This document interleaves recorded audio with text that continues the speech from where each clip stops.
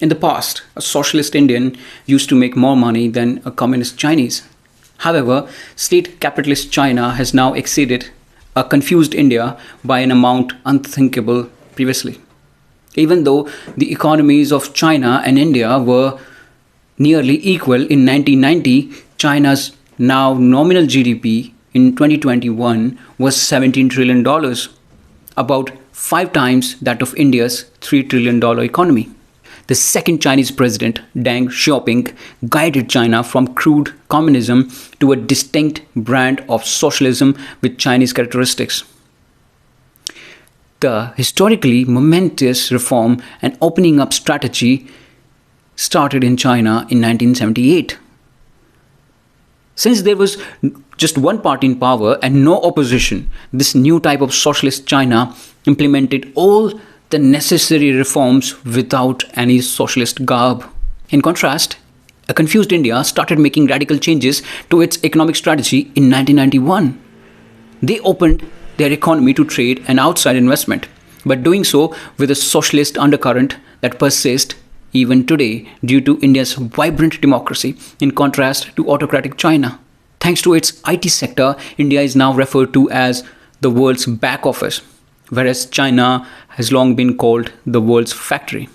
China became the world's factory due to its low labor cost, robust business environment, lack of regulatory compliance, low taxes and customs, and competitive currency practices that it learned from Japan and South Korea. Special economic zones are a biggest factor in China's growth story.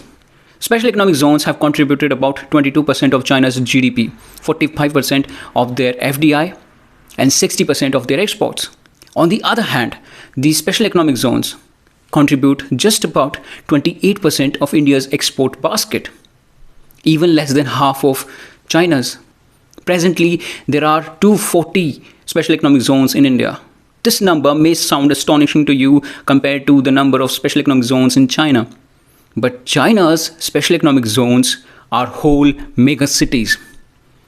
Whereas in India, these were just small walled areas in an existing city or town. India has been following China's economic trajectory with a 20-year time gap.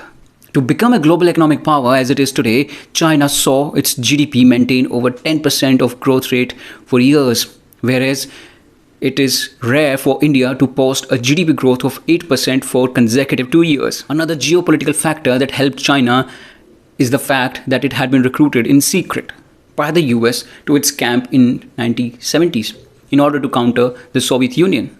Yes, although both USSR and China were staunchly communist nations, but they were a lot of differences in their approach. And at one particular point of time, their relationship got soured beyond imagination. This China-US deal included enhanced access for China to US markets for exports, acquisition of new technology, and US investment dollars that further soured the Chinese-Soviet relations beyond repair.